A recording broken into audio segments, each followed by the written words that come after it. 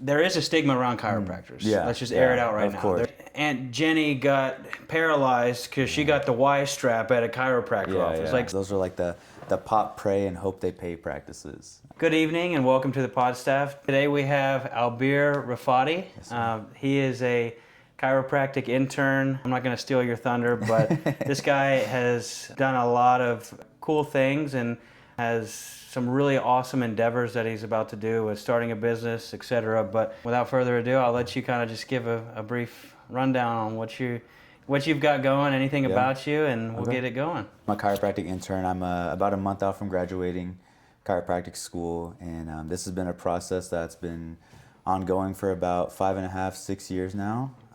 Ever since I was in high school, I really fell in love with like the human body and always had a heart to serve others. Yeah, chiropractic was the one thing that always stuck around. I had really good experiences with it when I was younger, and I wanted to be able to give the people in my community that same experience and give them hope in life. I feel like nowadays, the more I've gone through life, I've started to see a shift in what people think healthcare is and what healthcare really should be. And I feel like the medical system has failed a lot of Americans and just people in general, because I've seen this with a lot of my own family, people in my community, and it's just people suffering when they don't have to. Yeah. So that's my goal, is to give people hope, give them a voice, and give them the education and the power to really make the correct decisions for them and their family to get them living the best life possible. Actually, your mission for your business to inspire a generational shift towards proactive, inside-out health, helping people move from reactionary healthcare to a life built on clarity, adaptability, and connection. Yeah. That's a hell of a mission statement. You know, actually, I've never read a chiropractor's mission statement, but I would assume that that's a little more specific than a lot of them. So what I would like to know first is, when it comes to, you were saying, you know, people don't have the most accurate view on healthcare. So with that, there is a stigma around chiropractors. Let's just air it out right now. There's a stigma, you know, people post videos and Aunt Jenny got paralyzed because she got the Y strap at a chiropractor office, like something like that. So I personally have always been going to the chiropractor, or at least in phases in life. That's how I met you. So anything you can do to clear up that stigma, or maybe talk about, you know, more of the holistic view of chiropractic, the nervous system, things like that. Because me personally, I know I have been massively helped whenever I have been consistently going with nerves, anxiety, stuff like that. Because I think anxiety and nerves are something we all experience. 90% of people don't want to admit that they experience them, but they do. But I know when I walk into that office and I get an adjustment or I get some therapy going, I feel better when I leave, and I feel better for days. Yeah, man. I see all the stuff on the internet, the AI videos that they're making now and everything. You can't even blame people. And there's so many different sides of chiropractic. Every single chiropractor you go to is going to be different. Me, myself, I'm a completely different person than Dr. Bob across the street from me, because we have very different beliefs, we have different philosophies, we have different ideas about our technique, the body, how we approach the person in front of us. Because I feel like a lot of chiropractic is the doctor. So like their intention when they approach a patient. Are you approaching the patient and you have the best in mind for them? Are you the doctor that's just like, I'm going to try to take as much money from this person as possible so I can take home and take care of my family? Or just get them in and out. Because they don't care that day. Exactly. I have dealt with that a few times. That's why I haven't just stuck with one chiropractor. It's the in and out. Like whenever you first get your consult and everything, they want to know what your structure is like. But I've been to chiropractors that they're not checking that once I do the consult. Like they're just, I'm coming in, they're blindly kind of cracking me up and making me feel good enough, and then I'm leaving. Yeah, there's a chiropractor from Oklahoma who says those are like the pop, pray, and hope they pay practices. What? Say that again? Pop, pray, and hope they pay practices. Pop, pray, and hope they pay. This guy's been in practice for like 30 years, and That's awesome. He really does embody the philosophy of chiropractic. Because chiropractic, when it was started in 1895, the first adjustment that was delivered was never for neck pain, never for low back pain, never for headaches. It was a guy who was a janitor working in this apartment building, and a board hit his head, and all of a sudden the guy lost his hearing. And this guy, D.D. Palmer, who was studying the nervous system and just like chiropractic, which it came to be, he examined the guy and found a vertebrae sticking in his back. He was sticking out, and he pushed like a on bulge it. disc. More of just like a compensation, like a structural compensation. Yeah, I got you. Because it wasn't as too severe for it to be like a bulge disc, but he found this and he adjusted it by just pushing on it. A couple days later, the guy had restored hearing. So chiropractic never began off of any pain whatsoever. And that's why I say people don't understand what health is, because what I say is, I have to remind my wife of this all the time, the absence of symptoms does not indicate the presence of health. So for those of you who don't know, I lost my dad back in 2022 from a heart attack. So he went to the Dominican on vacation, never even got to say bye to him. He flew there, was on vacation, wake up the next morning, we found out he had a heart attack and passed away. He left on a Thursday night, I believe. That Thursday morning, he was supposed to have an annual visit at his physician, okay, his doctor. And he didn't go because he felt great. Then 2 days later, he passes away from a heart attack, which none of us expected because he looked good, he felt good. We thought he was the definition of healthy. So if he was healthy, why did he have a heart attack 2 or 3 days later and pass away? I feel like people get the very wrong idea about what health is. Health does not come from a pill, does not come from the way you look or the way you feel. We all know a story about a football player that collapses on a field and passes away during a game, right? Like yeah, well, and even the one who didn't, Damar Hamlin. Yeah. I mean, that was crazy. I mean, this dude, the two sports that are in the absolute best shape of any other sport is generally motocross and football, professional football. And when I saw that, I was like, man, there was a lot of people that said like that could be the COVID shot and stuff like that. I honestly don't know enough to have an opinion about that, but I feel like health is unpredictable. So when I talk about health is, in my definition, the way that your body functions. Using little goals like how are you sleeping? How's your digestion? How active are you? Are you sick a lot? Are you able to do what you love on a day-to-day basis and not at the end of the day feeling like beat up, stressed out, and just feeling like, man, I don't know if I can do this anymore. Ever since I started getting adjusted, I haven't been sick in like 5 years because my body is really working at its best capacity. You think it's because you... Mm-hmm. Yeah. Okay. So you get adjustments and that equals not getting sick and other benefits as well.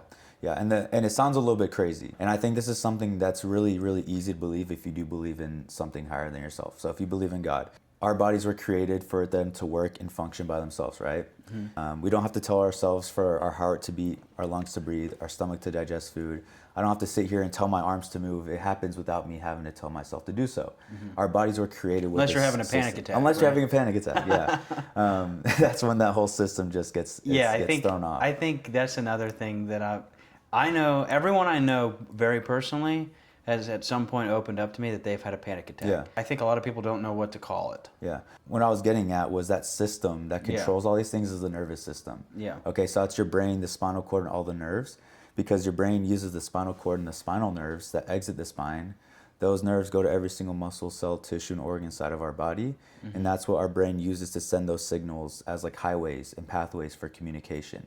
Because it's not like our brain and our heart are Bluetooth connected. It has nerves that the brain is sending signals to the heart constantly for it to pump, to beat, to use this much pressure, to go at this rate.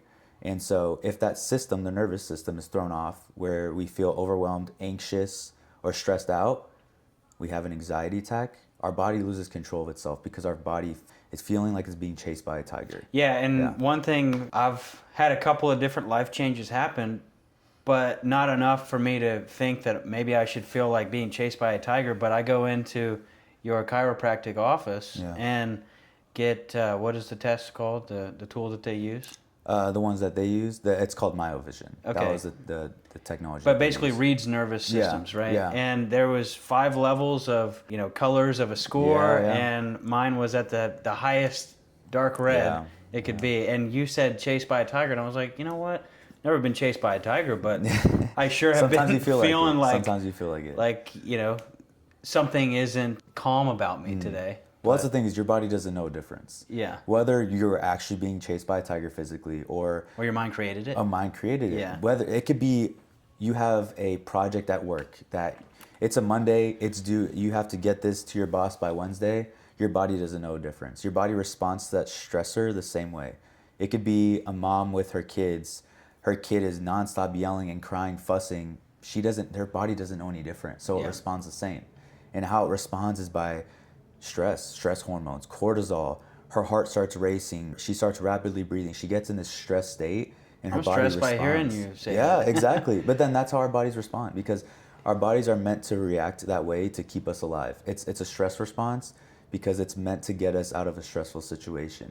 Is that why a lot of people say, like, public speaking, for an example? Most people are scared of public speaking, but a lot of people say that they can channel their anxiety to actually work to their benefit by channeling that for excitement. Is that? Of course, it's framing. Of course, man. It's all framing. It's mindset. It's framing to help understand that, like, okay, I feel this way, but I can use it in a different context to my benefit. It's funny that you said that, because today I just wrote down this quote. Wasn't even planning on using it on this podcast, but I'm reading a book called The Power of Now. I went on a walk today. I was listening to that audiobook, and this quote: "The past cannot survive in your presence, only in your absence." So that's the same for the future as well, right? Yeah. No, that's really good. Presence, consciousness, and the whole context and theme about being present in the now, that keeps you away from anxiety or depression. Depression usually comes from the past because we're not living in the present, and then anxiety comes from the future because we don't know what's going to happen. The anxiety gap is what the book calls it. Yeah. The gap between what used to be and what is, and what is and what's to come. Yeah. I think that is the hardest thing to do, because a lot of people would make the argument, like, what about planning? So I'm not supposed to plan for my future? I'm not supposed to have goals to be a millionaire by 30? I'm not all this stuff. And what I've found is some people are designed to be consciously thinking about those goals because they can compartmentalize, and there are some of us who need to say, hey, I'm starting a podcast. I'm going to focus on this guest that's right in front of me. That's being present in the moment. And I think that for me, and I think for a lot of people, like, that's one of the hardest things. And it's very interesting that chiropractic work being done on your body ties directly in with that, because I have been to a handful of chiropractors, but I've never heard one say anxiety, panic, the anxiety gap, stuff like that. So imagine this. There was this podcast I was listening to with Chris Williamson. I'm not sure if you heard of it. Great podcast. And he was doing, he had a gentleman on his podcast. I can't tell you his name, but older fellow. And he wears like a cowboy hat, big beard. And he's talking about that same exact thing, presence and consciousness. Because when someone, for example, like a cowboy has a horse, and let's say he approaches this horse and he just got in an argument with his wife. He's super pissed, stressed out. He's having some emotions, and he approaches his horse with those same emotions. The horse will actually feel that, because it's just like, it's energy. And I'm not a big like woohoo energy spiritual, but like, imagine I came into this podcast and I was like, yeah, man, just here, I'm just here, you know?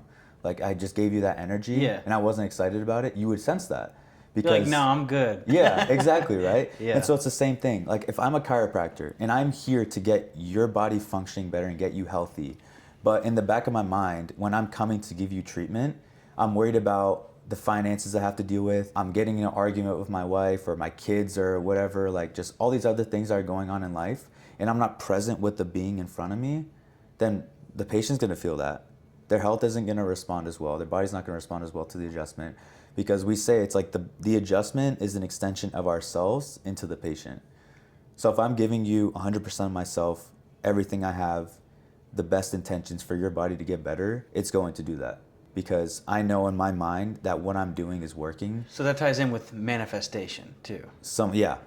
A lot of people talk about manifestation, which is, it's a good concept, but it's interesting. Some people say if you can think it in here and speak it out your mouth, it will happen. But I think there's also stuff like you're talking about that goes into that. It's literally the person doing it being present in that moment to give that 100%. Because I find myself giving 80% all the time, because I'm trying to think about giving 100% next week. And then next week I give 80% because I'm thinking about giving 100% the following week. So that snowball effect I think it needs a disruption sometimes. And for me, sometimes that disruption is hitting the punching bag, but sometimes here recently, it's been going to the chiropractic office, getting an adjustment, and leaving feeling an ailment that got a little bit better. It's not like a cure-all. I know there's a lot of people that think like, oh, to go to the chiropractor, it's a money grab because you have to keep going back. It's like, yes, do you have to go to the gym twice to get ripped and be a bodybuilder? No, you have to. If you go to the gym for 5 months, you're gonna feel great for 5 months. You're gonna get muscle build. You might lose some fat, but you stop for the next 5 months. That reverses back in 2.5 months. So why would it not be the same for something health and wellness? That's what I've never understood. Yeah. I'm so glad you mentioned that, man, because a lot of people really do think going to the chiropractor or just health in general is something that's so easy to achieve. But it's not. People compare chiropractic and going to the gym. It's the number one metaphor that people use, example, to describe chiropractic. Because you can't just go once. You do have to continue to go because, let's say like Michael comes into the office and he's a person that's been having headaches for 10 years. He's had low back pain for the past 2 years from playing football. And he expects me to get rid of the headaches that have been there for 10 years and the low back pain that's been there for 2 years. He expects me to get rid of that in a couple weeks. Mm-hmm. On paper, if you're telling me to get rid of 10 years of stress in a couple weeks, that's miracle work, first of all. Yeah, and I think even someone who understands that chiropractic is a benefit like I do, you still are hoping, I don't know what it is ingrained in us, but I mean, it's probably just the basic human thought of like immediate gratification. Yeah. But I've never left a first chiropractic appointment after not going for a while, not being disappointed. Yeah. I've always been disappointed when I leave because I'm mad at, I think it's my own self being mad at myself for having stopped for 8 months and waiting. Everything's great. So I guess I'll just stop doing what brought me here. Yeah. It's hard. We get caught up in life, man. We get caught up in life. You have goals and aspirations, right? Like watching sports. Going to a chiropractor is the same thing, really, because it's not a top priority. Your top priority right now is building you, getting you where you want to be. And just like anyone else in life, it could be a guy who works a 9-to-5 job. It could be a guy who owns a business. It can be a mom who has 4 kids and just looks after them. There's always something that they have to tend to. And so when they have an annoying, nagging health issue, they put it on the back burner because they have to tend to things that matter to them the most. Whether it's the kids, whether it's the business, everyone has something. So when they have something that's just nagging and isn't really an issue at that moment, they'll just put it on the back burner. They'll wait, right? Man, all this came from just like the way my dad was. So my family came from Eastern Europe in Albania, and my family came here with absolutely nothing. When my dad came here when he was just like basically a year old, my grandfather and grandmother had absolutely nothing. So they came to this country barely knowing much English. My dad, my grandfather, my grandmother, my dad's younger sister. Okay, they were the only ones here when they first came to America. Yeah, they absolutely had nothing. And so my grandfather worked his tail off.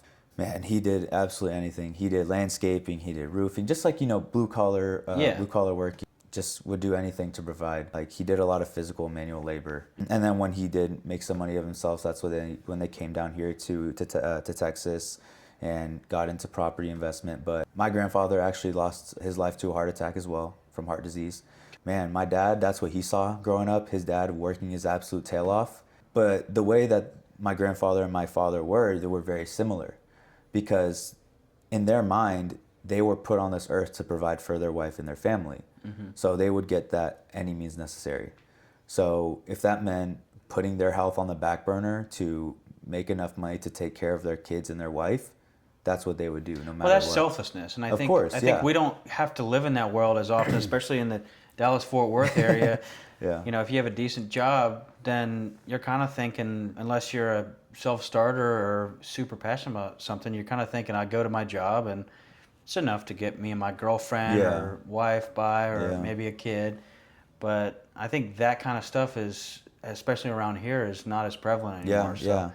Well, times change, man. And it's just there was a whole different pressure. It was a whole different pressure. I mean, they had nothing to lose, but they realized that they had everything to lose as well because it was their family on the line. It was their kids. They wanted to my dad told me this. He's like, I worked my ass off so hard because I want to give you guys the best future ever because I never wanted you to experience what I had to experience.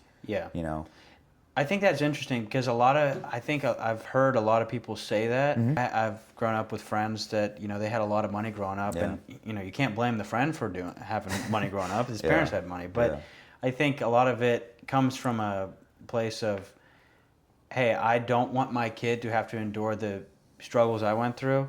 And I get that if it's to an extent, like coming over from a different country and starting new with a language you don't know, stuff like that. But I think some people use that as an excuse to spoil their kids. Yeah, we were definitely not spoiled. I'll tell you that right now. My dad, he used that struggle that he went through to teach us as well. Like I had been working since the age of 10. I spent all my summers renovating apartments at 10 years old. I'm talking painting, redoing like caulking, cleaning apartments. Man, did you like the manual labor though? I did. I used to have a landscaping business, and for about 4 years with a partner, and I loved it. Like I loved anytime I got to do a sod job or something like that and not have a crew do something, I was doing it. I feel like that is how you stay present. Yeah. Which actually could maybe tie into chiropractic too, because you're literally physically adjusting people. Yeah. So does that touch, knowing that there's a human in front of you, does that help with staying in the moment? Oh, of course. Well, I feel like I've never really struggled being present with someone in front of me, because when I approach someone, it is a respect thing. I'm not going to sit here and try to have a conversation with you, but then be thinking about so many different other things, because it's not respectful to not give you my 100% full attention. And that's just the way I was raised. My parents always told me, like, you respect anyone and everyone, like no matter who they are. You want to be able to make an impact in anyone's life that you walk through, right?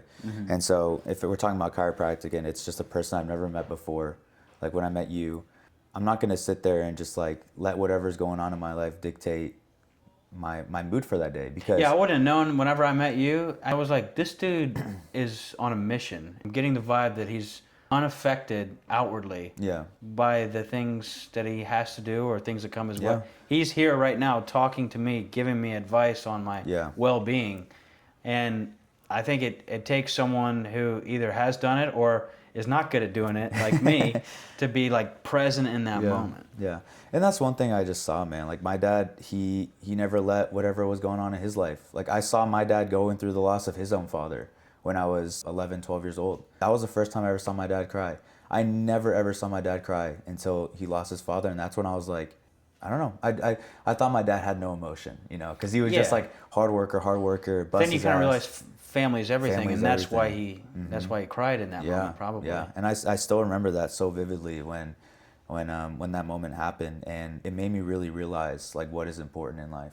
I want to talk about the therapy trauma piece of that, because we were talking a little bit earlier about how it's really easy to say, when this happens, I will be able to have time for this, or when I accomplish this, I will feel happy, or when I do this, I can process something. Yeah. So I mean, tell me about that, because I know there's some vulnerability in talking about it and saying it, but I think I'm a firm believer in therapy. I know it's not for everyone, but I think it could be. It's a journey, to say the least. I still feel like there's times where I haven't really gone through all the emotions and stuff I needed to. But I've started to come to terms with it and come to peace with it, because I do have a lot of people in my life who love, appreciate me, need me, and that's one thing I'm super grateful for. Like, thank God for all that, because I know I could have never fought these battles by myself. And it's just like, it's little lessons that you learn to appreciate.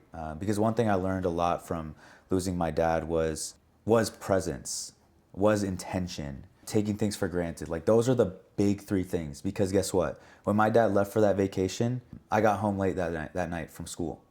And I told myself, that morning when he left, super early in the morning, the next day, I was like, oh, I won't wake up to say bye. I'll just say I'll see him when he comes back. So I didn't, because I was like, I have to go to school early. I'm just going to try and sleep in to make sure I get some good sleep before, so I can be ready for school the next day. I could have woken up, been able to say bye to my father, give him a hug one last time, tell him I love him one last time. And I feel like I'd be a little bit more content.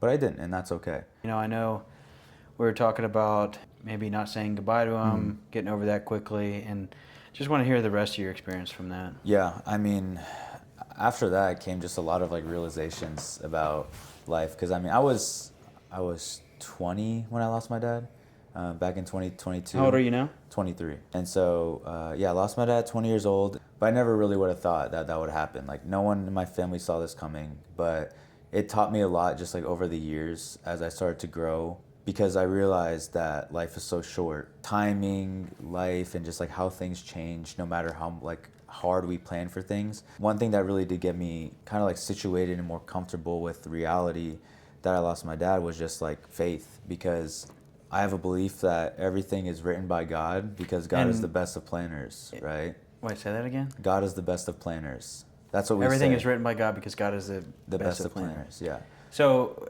your faith, though, Muslim background.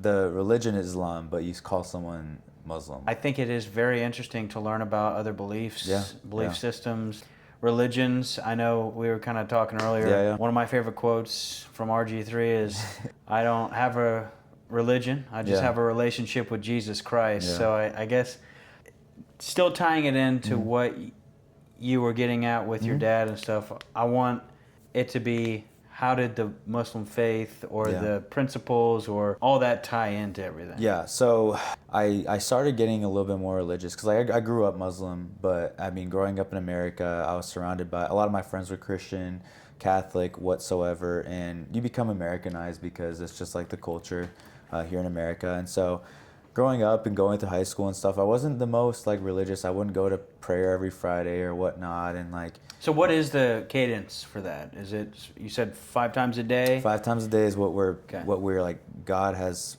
those are like the obligatory prayers. Like us as Muslims, we're required to pray 5 times a day. It's structured throughout the day, like first thing in the morning before the sun comes up, that's the first prayer. And then there's like one in the afternoon, one a little bit later on like 2:30 p.m., 4:30, like then 7:30. It's just like structured throughout the day. Okay. But obviously, once again, you have a very busy life. It's hard to do that. Yeah. And so I could be imagine. better. I could be better. I got a little bit more religious around like 19. I met my now wife because she was the one who really like got me into it a little bit more. My dad was always pushing me and my brothers to start going to prayer with him more frequently. So he sounds a lot, from what you've told me already, he sounds like he was very principled in the doings of the religion, and it sounds like maybe your wife has opened up more of the emotional piece of it for sure. Yeah, and that's the thing, like my dad, he got more in tune with the religion after he lost his dad in 2011, 2012. He got a little bit more religious, and he started to push me and my brothers, like, because he had the same realizations I'm having now. Like, life is so short. Like, life is temporary. Whatever's to come after is forever. You should be investing in whatever's to come after, because, you know, we came on this earth to do good, to worship God, to be a good person to those around us and make an impact, leave a legacy behind for our kids and those around us. And, you know, growing up and my dad telling me that, I'm like, yeah, you know, I understand what you're saying, but I don't really, you know, care too much. Because I was younger.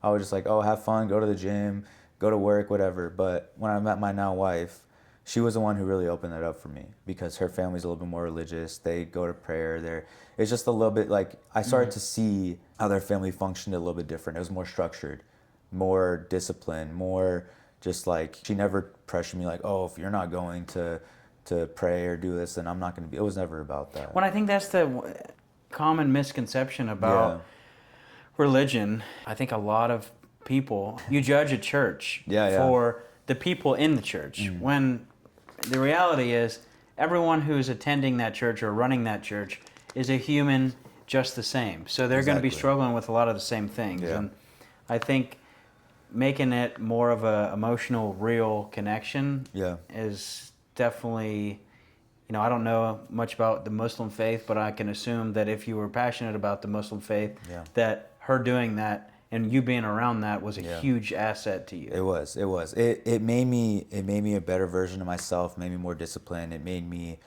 really, that's when I fell in love with what chiropractic was, because I was closest with my faith. I understood that God was in control of everything. I'm just a vessel in which I can help others around me. But God's the one that creates this being that is healing itself. I'm just the person that's allowing the body to do what it's supposed to do. And that's what I really started to create that emotional connection with it. And which ties into chiropractic. Which turns into chiropractic, yeah, exactly. Because God created our body with a nervous system, because he understood that us as beings, we can't sit here and tell our heart to beat 100 million times a day, right? So he created us with a system. And my job is to make sure that system that controls every other thing in your body is working at 100%. My dad passed away because that system wasn't working 100%.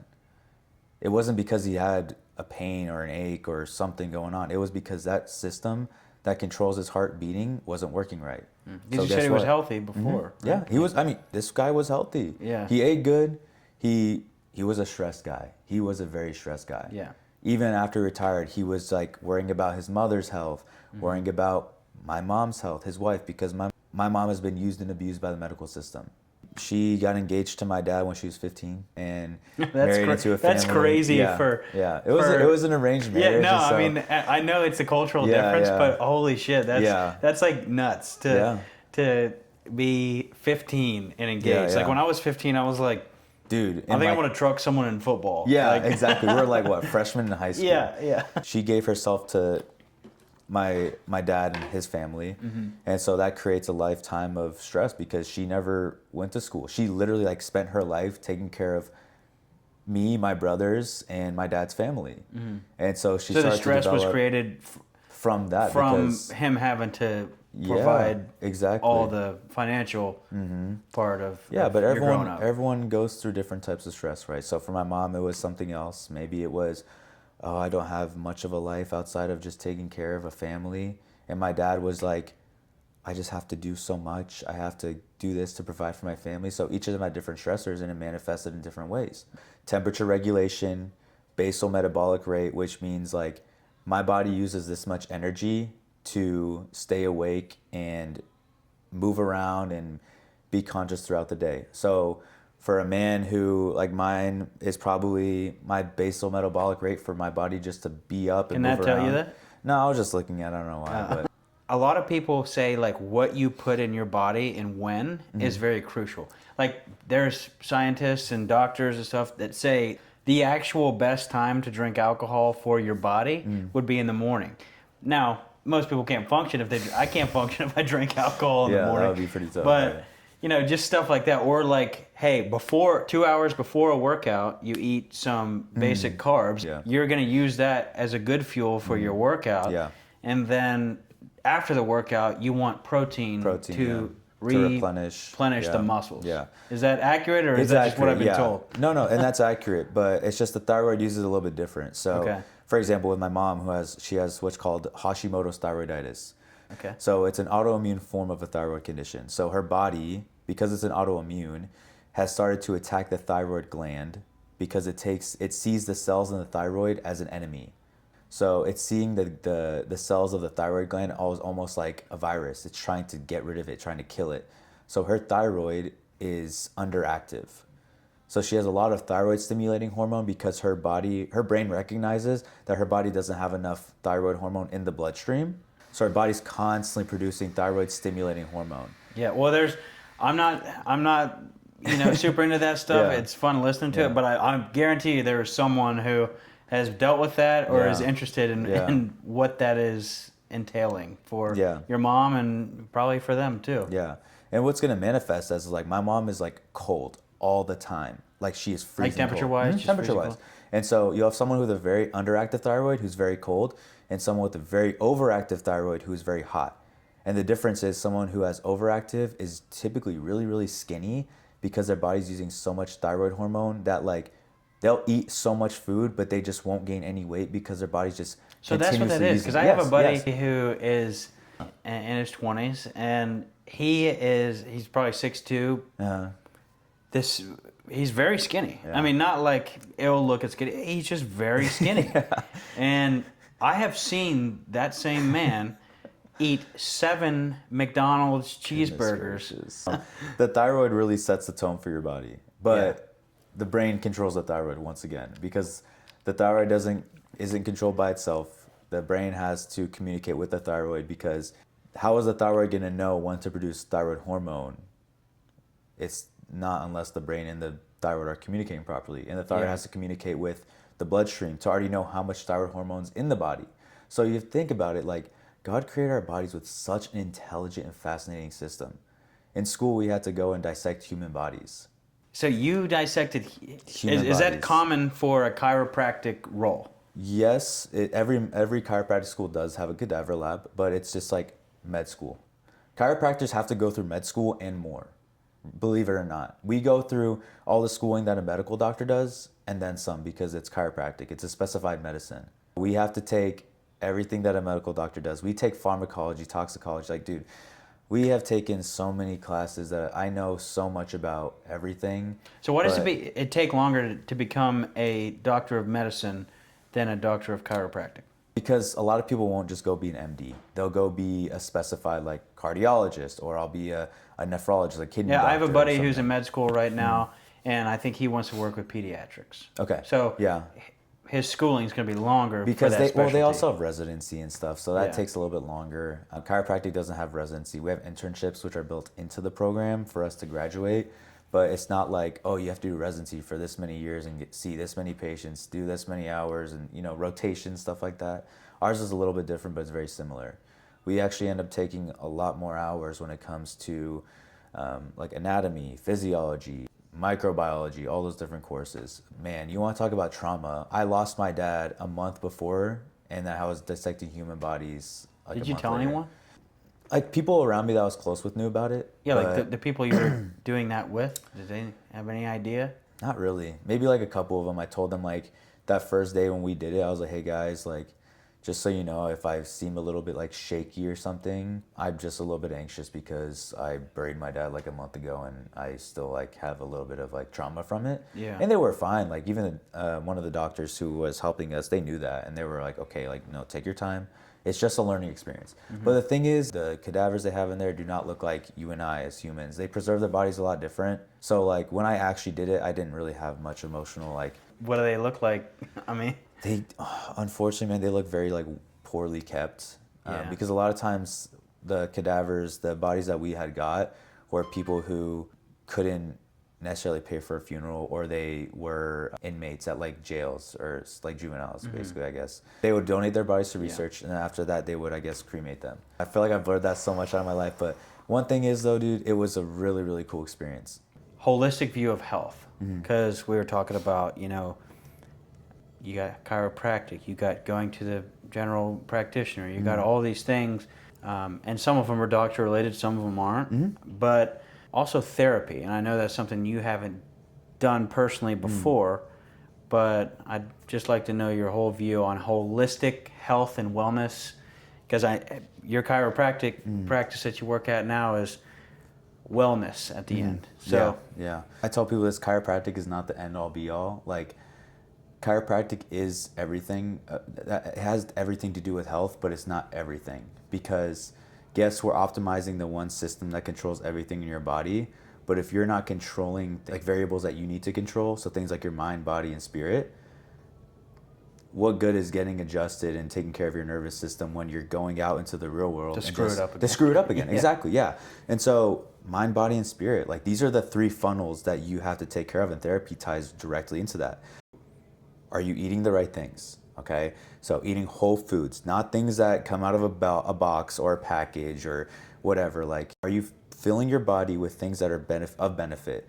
Are you getting movement in? Are you walking around? Are you putting use of your body? Because if you don't use your body, you're gonna lose it. Okay, it's just Sir Isaac Newton's laws of physics. An object in motion remains in motion. An object at rest stays at rest. And that's just my basic physics. Pastor at Valley Creek Church down the road, he talks about, he's in a series right now, he calls them a collection of talks, but it's about moving. We're meant to move. Like, if we're not moving, then what are we really doing? Because if we're staying stagnant, the Lord for me and the Lord for you,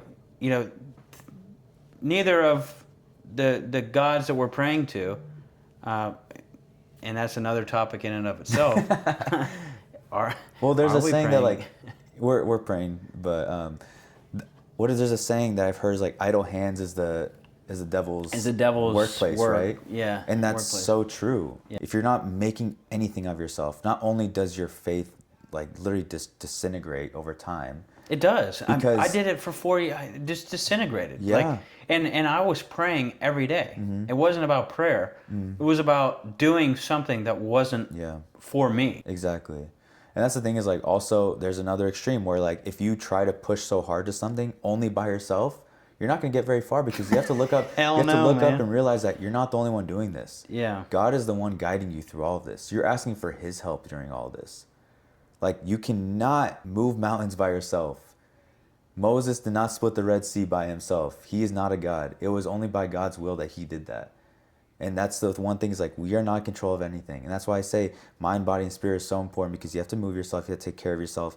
Fill your body up with good so your body can give you good.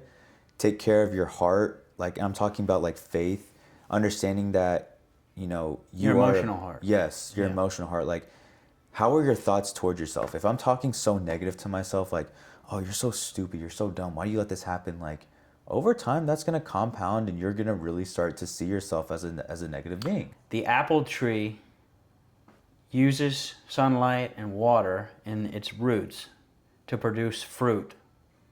Who does the apple tree produce fruit for? Itself? No, the passerbyers. Yeah. So why do we not view ourselves as an apple tree? We say we should produce the fruit naturally, and then accept the fruit for ourselves. Yeah. What about the passerby? And what if no one produced fruit for us and we were passing by and there was nothing to grab? Like I think about that all the time. That's a really good way to put it, man. What you put in is what you give out. So if I'm taking care of myself, I'm high energy, I know I'm doing good for my body, then guess what? I can give 120% to the person in front of me. So then I'm giving fruit to them for the passerby, right? So then I'm filling up their cup. Goes back to what you were saying at the beginning about giving 100% instead of giving 80% to give the next 100%. Exactly. If you're not giving, if your cup isn't filled, if your cup isn't full, how are you going to fill up someone's cup when your cup is just empty? You know what I'm saying? Yeah, I think the quote that really stuck with me, and I've mentioned this in my personal relationships recently, is it's not